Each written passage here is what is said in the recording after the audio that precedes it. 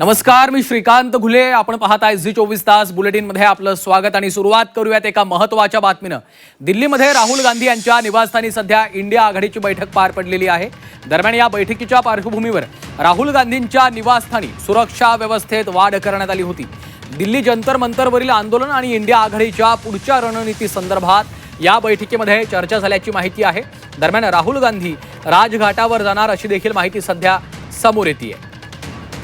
दिल्लीमध्ये राहुल गांधी यांच्या निवासस्थानी इंडिया आघाडीच्या खासदारांची बैठक पार पडलेली आहे आणि ही बैठक संपल्यानंतर आता राहुल गांधी यांच्या एकूणच सुरक्षा व्यवस्थेत देखील त्यांच्या निवासस्थानाच्या बाहेर सुरक्षा व्यवस्थेत वाढ करण्यात आलेली आहे. तर इंडिया आघाडीचे खासदार आता राजघाटाच्या दिशेने रवाना झाल्याची माहिती सध्या समोर येते. ही महत्त्वाची दृश्य आपण पाहतोय. इंडिया आघाडीच्या खासदारांची बैठक संपलेली आहे. सुप्रिया सुळे देखील आपल्याला या बैठकीतून बाहेर येताना पाहायला मिळत आहेत. दुसरीकडे राहुल गांधी यांच्या निवासस्थानी सुरक्षा व्यवस्थेत वाढ करण्यात आलेली आहे आणि आता राहुल गांधी हे इंडिया आघाडीच्या खासदारांसह राजघाटाच्या दिशेने निघालेले आहेत. महत्त्वाची बातमी आपण पाहतोय. राहुल गांधी यांच्या निवासस्थानी सुरू असलेली बैठक संपलेली आहे.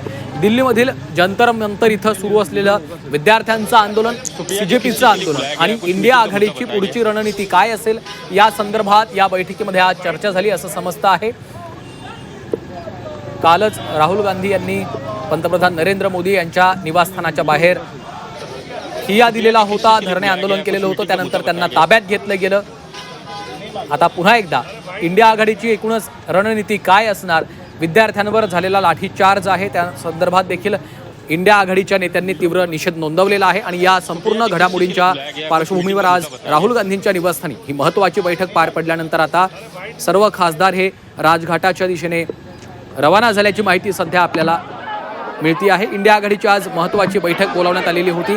सध्या सुरू असलेलं विद्यार्थ्यांचं आंदोलन असेल, केंद्रीय शिक्षण मंत्री धर्मेंद्र प्रधान यांचा राजीनामा, नीट पेपर फुटीचा मुद्दा या आणि विद्यार्थ्यांवर झालेला लाठीचार्ज या सर्व मुद्द्यांच्या पार्श्वभूमीवर आज महत्त्वाची तातडीची ही बैठक बोलावण्यात आलेली होती आणि या बैठकीमध्ये एकूणच इंडिया आघाडीची पुढची रणनीती नेमकी काय असणार आहे यावर चर्चा झालेली आहे असं देखील समजतंय. कारण संसदेचं एकीकडे पावसाळी अधिवेशन सुरू आहे. संसदेमध्ये सातत्यानं विरोधक हे धर्मेंद्र प्रधान यांच्या राजीनाम्याची मागणी करतायत. नीट पेपर फुटीच्या मुद्द्यावरती सरकारनं संसदेमध्ये चर्चा घडवून आणावी अशी देखील आक्रमक मागणी विरोधकांची असल्याचं संसदेच्या पावसाळी अधिवेशनाच्या पहिल्या दिवसापासून आपण पाहतोय.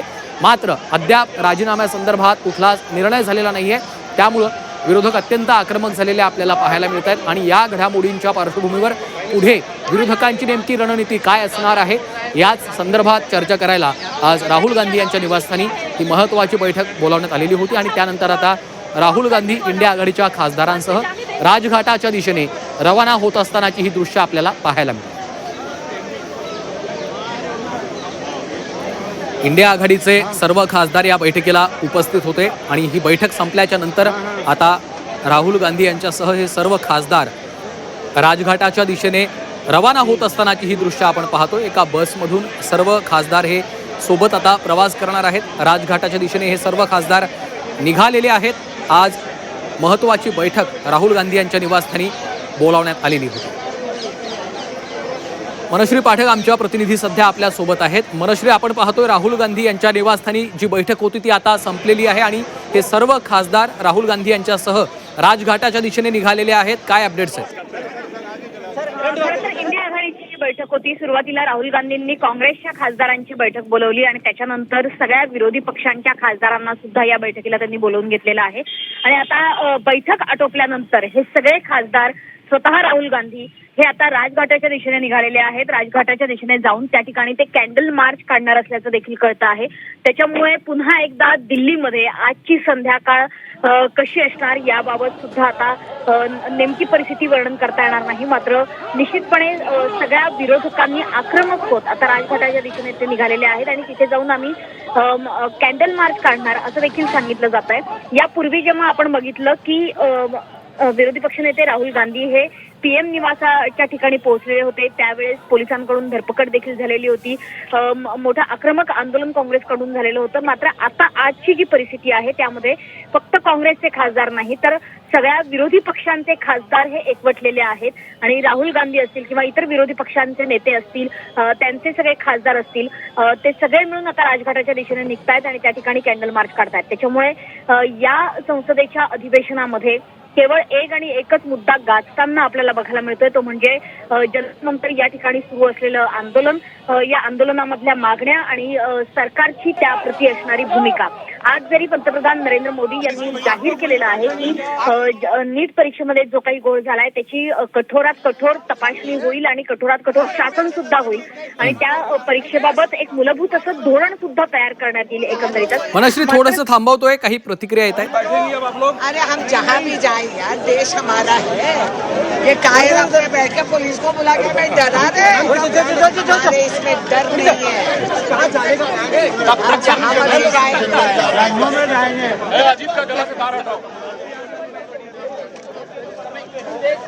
तर इंडिया आघाडीच्या खासदारांच्या या काही प्रतिक्रिया सध्या समोर येताना आपल्याला पाहायला मिळतात. Yes, 30 January. We are going to be there because this government is going to crack down on students. How many days? Yeah, we are going to be there now. Let us see that. Let us see that. तर India आघाडीच्या सर्व खासदारांसह राहुल गांधी हे राजघाटाच्या दिशेने आता निघतायत. त्या ठिकाणी जाऊन ते कॅन्डल मार्च काढणार आहेत अशी माहिती सध्या समोर येते. राहुल गांधी यांच्या निवासस्थानी सुरू असलेली ही बैठक संपलेली आहे आणि त्यानंतर इंडिया आघाडीच्या सर्व खासदारांच्या सोबत राहुल गांधी हे राजघाटाच्या दिशेने सध्या रवाना होताना आपल्याला पाहायला मिळत आहेत. त्या ठिकाणी आता कॅन्डल मार्च काढला जाणार आहे असं देखील समजतं. इंडिया आघाडीची बैठक संपल्यानंतर हे सर्व नेते आता राजघाटाच्या दिशेने निघाले.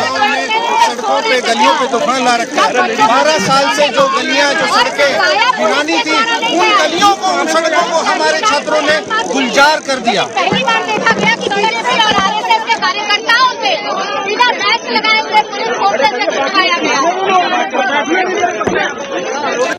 संदेश ये है कि 10 साल में 152 पेपर लीक हुए हैं, जीरो कन्विक्शन, किसी पे कोई जवाबदेही नहीं है, पूरे परीक्षा प्रणाली में कहीं कोई पारदर्शिता नहीं है. ये सवाल धर्मेंद्र और नरेंद्र का नहीं, देश के युवाओं और छात्रों का. कहाँ तक जाएंगे सर आप लोग? आप चलिए साथ साथ. हाँ, मैं अभी मत बताइए. 30 जनवरी जा रहे हैं आप लोग. जिंदाबाद. 30 जनवरी. मोदी सरकार इस्तीफा दो, गांधीवादी लड़ाई. धर्मेंद्र प्रधान इस्तीफा दो. ये लड़ाई अहिंसक और गांधीवादी होगी. इनकलाब जिंदाबाद. ये है क्या? गांधी जी के पास. इसलिए किस लिए? ये किस लिए? ये सर कहाँ तक जाने का आप लोग का आह्वान है? जहाँ तक जा सकते हैं वहाँ तक जाएंगे.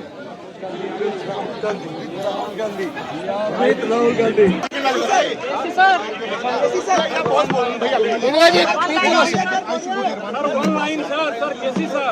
One line. You are going to 30 January. Yeah, you see the situation. आगे ले लो थोड़ा सा इसको भैया. आप लोग वहीं पैटर्न में क्या? आगे लो थोड़ा सा इसको. नेक्स्ट बस. Please one line sir. Next बस. आगे लो यार. ये गधों को इतिहास याद है तो याद करेंगे. वहीं बैठेंगे अब आप लोग. अरे हम जहाँ भी जाए यार, देश हमारा है. ये कायरा पे बैठ के पुलिस को बुला के मैं डरा दे, हमारे इसमें डर नहीं है. हम जहाँ मर्जी जाए. अजीत का गला से तार हटाओ. पोलिसांना बोलावून आम्हाला घाबरवण्याचा प्रयत्न केला जातोय असा आरोप खासदारांकडनं केला जातोय. मात्र आम्ही घाबरणार नाही या भूमिकेवर आता इंडिया आघाडीचे खासदार विरोधक आपल्याला ठाम असलेले पाहायला मिळत आहेत. राहुल गांधी या सर्व इंडिया आघाडीच्या खासदारांसह राजघाटाच्या दिशेने सध्या रवाना होत आहे. त्या ठिकाणी जाऊन आता कॅन्डल मार्च काढला जाणार आहे. मात्र विविध प्रतिक्रिया देखील आपल्याला विरोधकांच्या आता पाहायला मिळत आहेत.